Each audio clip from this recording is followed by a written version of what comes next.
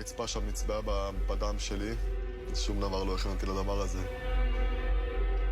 הם היו שם, בבוקרו של ה7 באוקטובר, בשדה הפתוח הנושק לעזה, השדה שכוסה בהרס ודם. אני לא ראיתי שהיה מקום לרוח, אז אמרתי, אני אכנס למתחם המסיבה. אני אחפש לעצמי איזה מקום להסתתר בו. גם גל נמלט למתחם המסיבה. הוא מוצא מחסה בתוך בודקי הכניסה לפסטיבל. זה חדר קטן, הוא שם יחד עם עוד 4 אנשים. הם מסתתרים מתחת לשולחנות, ואז מחבל מנסה לפתוח את דלת הכניסה.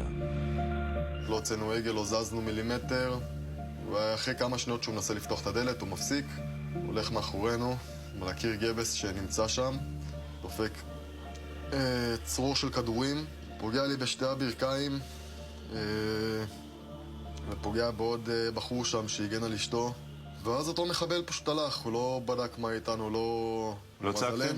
לא צעקנו, לא הוצאנו מילה מהפה. כאילו יורים בך, אתה נפגע בברכיים, אתה לא מוציא מילה מהפה? לא מוציא מילה מהפה, כדי שלא ידעו שאנחנו שם. הוא מאבד המון דם מהברכיים, ואז מגיע מחבל נוסף אל הבודקה. הוא הגיע מולנו, הסתכל מהחלון, ראה את כולנו שם. אתה זוכר את המבט שלו? כן, מבט רע, אבל של סיפוק, של הנה, מצאתי. זה לנו מאני. תוך כדי האירוע הזה הוא מבקש ממך כסף? הוא רואה אנשים ירויים מלאים בדם? והוא מבקש כסף שם, כן. זרקנו טלפונים בלי לחשוב פעמיים וזה, לקח את זה והלך. קלטתי שאו שאנחנו הולכים למות, או שאנחנו נחטפים בזמן הקרוב, כאילו, הם יודעים שאנחנו שם כבר. אבל וואלה, להפתעתנו, הוא לא חזר. רק ב2:30, כמעט 8 שעות אחרי תחילת המתקפה, מגיעים כוחות משמעותיים של צה"ל ומשטרה למתחם הפסטיבל.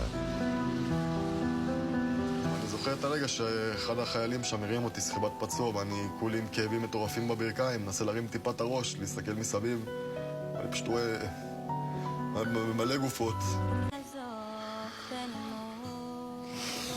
חלק נהדרים, חלק לא מזמן גיליתי שהם גם מתים, שקראתי.